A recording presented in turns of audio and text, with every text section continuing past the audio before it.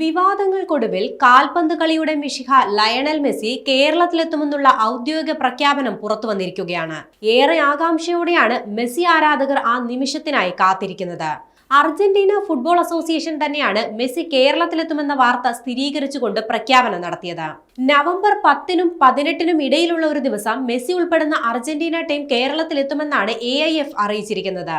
മെസ്സിയും അർജന്റീന ടീമും കേരളത്തിൽ എത്തില്ല എന്ന രീതിയിൽ വ്യാപകമായ പ്രചരണം ഉണ്ടായിരുന്നു. ഈ പ്രചരണങ്ങൾ തെറ്റായിരുന്നു എന്ന് വ്യക്തമാക്കുന്ന നിലയിലാണ് അർജന്റീന ഫുട്ബോൾ അസോസിയേഷന്റെ ഔദ്യോഗിക പ്രഖ്യാപനം എത്തിയിരിക്കുന്നത്. പിന്നാലെ കായിക മന്ത്രി V അബ്ദുറഹിമാനും ഇക്കാര്യം സ്ഥിരീകരിച്ചു. തിരുവനന്തപുരം ഗ്രീൻഫീൽഡ് സ്റ്റേഡിയത്തിലാണ് സൗഹൃദ മത്സരം നടക്കുക.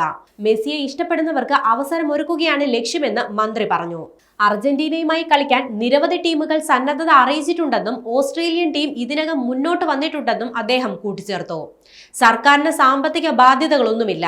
സെക്യൂരിറ്റി ഒരുക്കലാണ് സർക്കാരിന്റെ ഉത്തരവാദിത്തം. അതല്ലാതെ വേറെ ചിലവുകളൊന്നുമില്ലെന്നും മന്ത്രി വിശദീകരിച്ചു.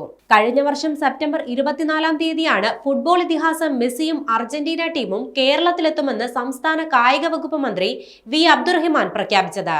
ഫേസ്ബുക്കിലൂടെയായിരുന്നു അദ്ദേഹത്തിന്റെ പ്രഖ്യാപനം. ലയണൽ മെസ്സി അടക്കമുള്ള അർജന്റീന ദേശീയ ടീം ഇന്ത്യയിൽ കളിക്കാൻ ആഗ്രഹം പ്രകടിപ്പിച്ചെങ്കിലും ഭീമമായ ചിലവ് താങ്ങാൻ കഴിയില്ലെന്ന കാരണത്താൽ ഇന്ത്യ അവസരം നഷ്ടപ്പെടുത്തിയെന്ന് വാർത്തകൾ വന്നിരുന്നു. അതിന് പിന്നാലെയാണ് കേരളം അർജന്റീനയുടെ ദേശീയ ടീമിനെ കേരളത്തിലേക്ക് ക്ഷണിച്ചത്.